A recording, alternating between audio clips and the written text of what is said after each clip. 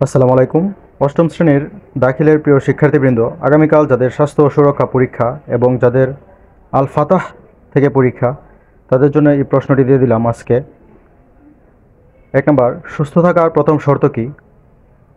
2 নম্বর, শিক্ষকের সহযোগিতায় শারীরিক ফিটনেসের জন্য ভালো থাকা ক্লাবের কার্যক্রম চালিয়ে নিতে জোরদার করব।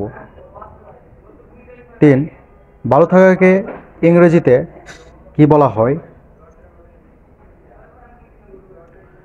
4, মানসিক চাপের ফলে কি সৃষ্টি হয়? 5, শ্রেণীকক্ষে শিক্ষার্থীদের সহযোগিতা করার মাধ্যমে কোন সম্পর্কের উন্নতি হয়? 6, খাদ্যের উপাদান কয়টি? 5টি, 4টি, 3টি নাকি 6টি?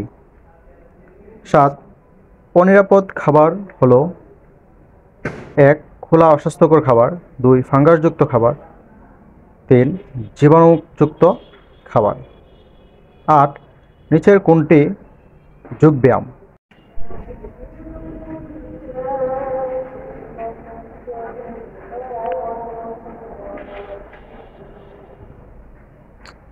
9, মানসিক চাপ কয় ধরনের?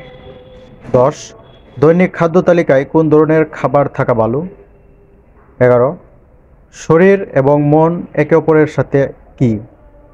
12, একটি অনিরাপদ খাদ্যের উদাহরণ দাও। 13, পাতা জাতীয় সবজি কোনটি?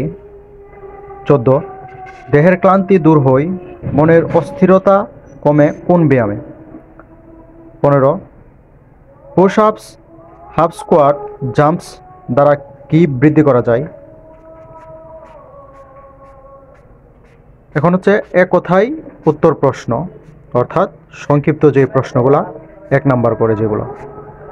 1, একজন সুস্থ ব্যক্তির দৈনিক কমপক্ষে কত লিটার পানি পান করা উচিত? 2, অনিরাপদ খাবার খেলে কি হয়? 3, মানসিক চাপ ব্যবস্থাপনা কৌশলের মাধ্যমে কি কমবে?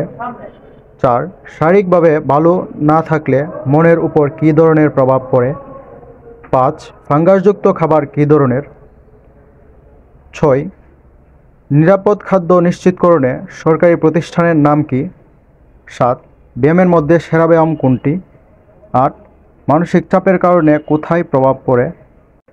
9, কোন ধরনের খাদ্য শারীরিক ও মানসিক বিকাশের জন্য সহায়ক? 10, কোন ব্যায়ামের মাধ্যমে মন ও শরীরের সংযোগ ঘটে?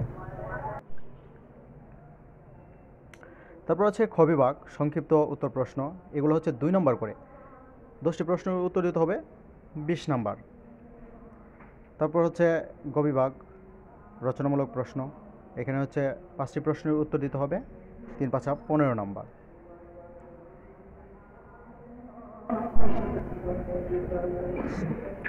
তারপরে সৃজনশীল প্রশ্ন, অর্থাৎ দৃশ্যপট নির্ভর যেই প্রশ্নগুলা উদ্দীপক সহকারে, সেই প্রশ্নগুলো থাকবে, সেই প্রশ্নগুলোর উত্তর দিতে হবে। সেই প্রশ্নগুলোর উত্তর দিলে তোমরা 15 নাম্বার পাবে। 3 নং আছে, 4 নং আছে, 5 নং আছে, 6 নং আছে, এভাবে থাকবে। তোমরা সবগুলো প্রশ্নের উত্তর দিতে হবে। তো এখানে আমরা সমস্ত যেই প্রশ্নটা আছে প্রশ্নটা দেখালাম। স্বাস্থ্য ও সুরক্ষা আগামীকাল হবে আল ফাতাহ। আর যাদের আল ইত্তেহান, তারা ও ভালো করে পড়াশোনা করবে। পড়াশোনা করলে তোমাদেরও এখান থেকে কিছু না কিছু আসতে পারে। তারপর এখানে অতি শেষে 7 নম্বর যে প্রশ্নটা আছে, 7 নম্বর প্রশ্নটা পর্যন্ত এখানে কমপ্লিট। তোমরা এটা পড়ে গেলে কমন পাবে। ধন্যবাদ সকলকে।